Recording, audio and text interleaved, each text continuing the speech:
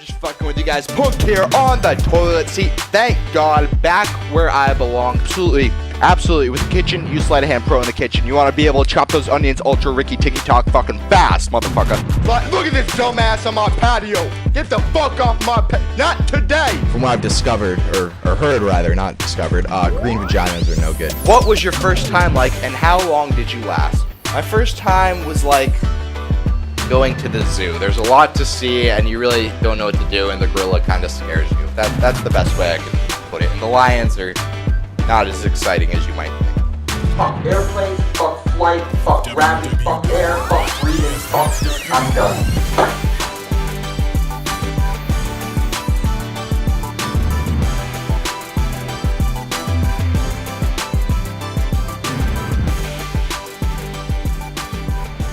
Hey, welcome everybody to a special edition of Commentator Review.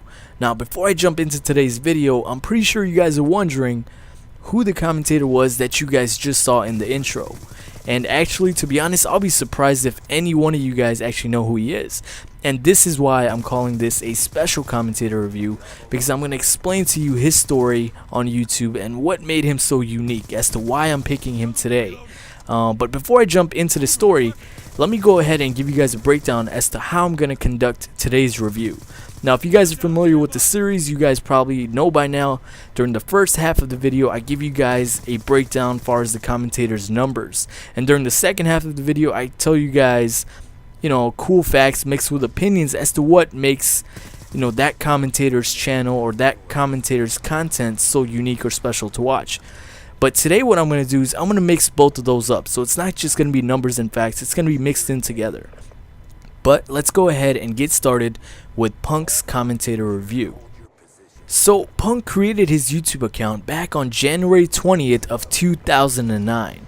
Now, it's definitely been a long time. It's pretty much around the same time when the first wave of commentators ever started commentating on YouTube. Now, his first video was a Black Ops gameplay, Black Ops 1 gameplay. And in that video, just like many commentators, he talked about himself for a little bit. He talked about the class setup. He talked about the actual gameplay as to what was going on. Just simple, basic stuff like this. The first videos never really justify as to how good a commentator could be. And it was the same thing for him.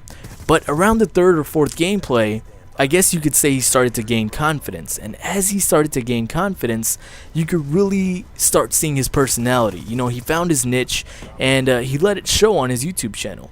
So I guess you could compare his style to the crazy style that White Boy has.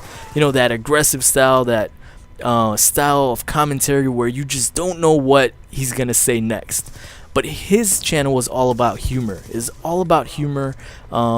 Almost twisted humor, because he would say things about people or say things about whatever the topic may be in a funny way, but it had a meaning to it at the end of the day. But he was very original. He was very original. It was so hard for me to compare anybody, any other commentator to him.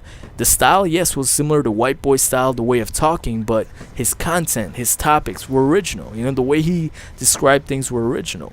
So I guess that's the best way to put it. Aggressive, funny, but original. But during, probably around or after his, 15th or 16th video, PuNk wasn't satisfied. Now, I'm not sure as to how many subscribers or rate he was growing at, but he was growing, because at that time, you have to understand, there wasn't a lot of YouTubers out there doing commentary. So, truth be told, it wasn't that hard for YouTubers to really get noticed, and I'm sure it was the same case for PuNk. But, he did his work. So, around the 15, 16 video, whatever it may be, he decided to change things up even more. And he decided to get even more creative, and he created a series called Top 5 Pussies of the Week. Now, a lot of you guys may have heard about this series on my channel, but the truth is I got this idea from his channel.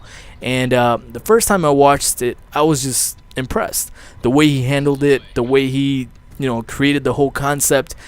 I never saw it on YouTube, so I was impressed by this, and that's when I used it. But it was his idea at first, and since then, or even before or after that, I've never heard about this.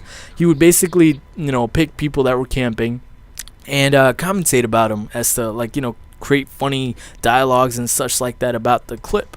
and it was very, very successful. Actually, I think it was the 5th one or the first one. It had over 100,000 views. And the funny thing is, on the second top 5 pussies of the week for my channel when I uploaded, it was his exact content that I uploaded that got over 100,000 views. But on my channel when I uploaded it, it only got 200-300 views, and it had a lot of dislikes. I guess that's because people weren't ready for that type of humor yet. But that just goes to show you that, you know, his channel was all about humor. His channel was all about excitement, and that's what he showed. But nonetheless, he was starting to get famous, you know, I guess you could say that, or at least he was starting to get well known. But he wasn't satisfied then, so he created a series that was unique, that was original, but he wasn't satisfied. So he went on to create parodies. So he would create El Presidor parodies. So he would go down into the woods and just act like he was taking down trees like El Presidor did. Or he would talk about things that Woody does, or White Boy, or C-Nanners, Hutch. All these guys, he would pretty much copy them and just joke around with them. So you definitely needed a sense of humor, because a lot of their fans would come on his channel, and some of them would be pissed off that he's doing this. But, you know, he didn't care about the haters. He just did what he had to do. But again, at that time, I wouldn't say parodies were original, because I'm pretty sure a lot of other people were doing it, but nonetheless, in commentary, that was still pretty original. So he started doing that, and it got famous again. You know, he was starting to get famous off of that again. A lot of the commentators actually shared his video. I know El Presidor even commented on his parody that PuNk made for him.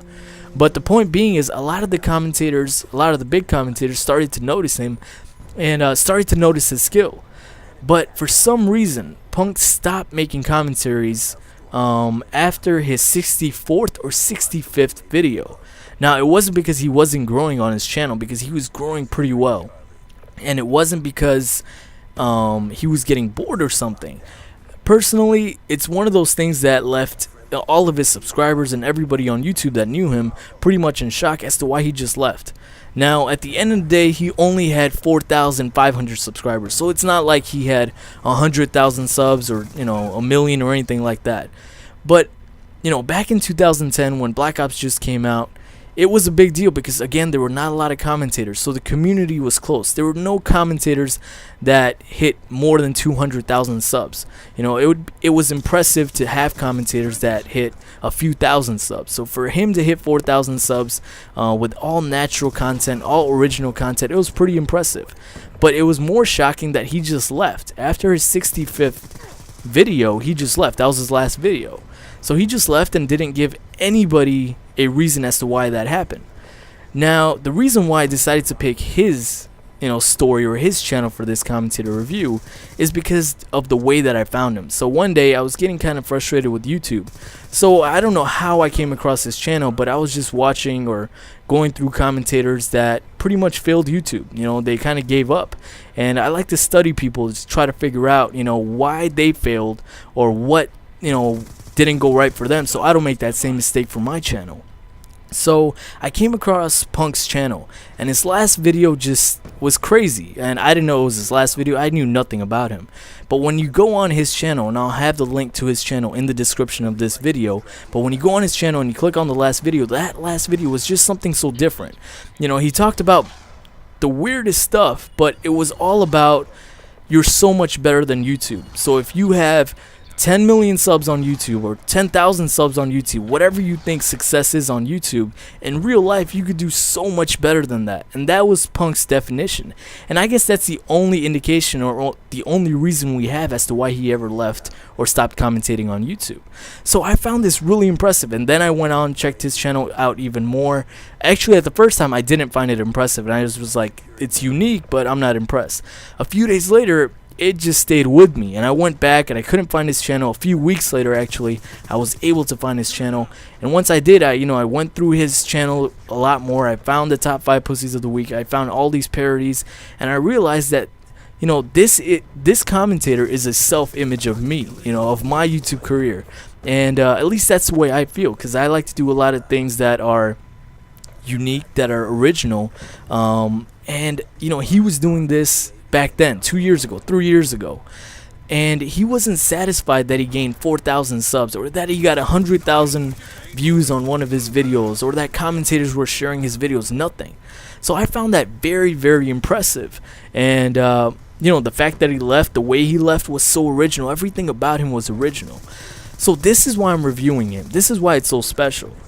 Because for all the people out there that, you know, watch commentators, or for all the people out there that plan to do commentary in the future, you know, this should be basically the way, I don't want to say the way we all should commentate, but we should definitely be original. We should definitely have a higher mind state and understand that, you know, YouTube isn't everything. Not only that, but getting 4,000, 10,000 subs is not, it's a great accomplishment, but it's not something that we should be satisfied with. We should always push ourselves to the limit, you know. Always keep getting better. And when you feel like you aren't getting better, or, you know, you're not getting the respect that you deserve, or whatever it may be, if it's time to stop, you should stop, because at the end of the day, YouTube is not going to be there forever for you guys, you know. So I think that's what I realized, and that's why I'm sharing it with you guys.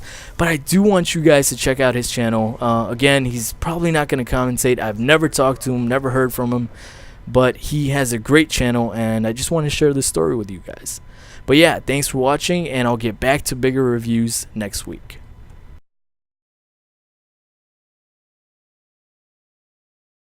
Fuck Snickers, fuck Milky Way, fuck butter, any fucking butter anything, okay? Fuck it.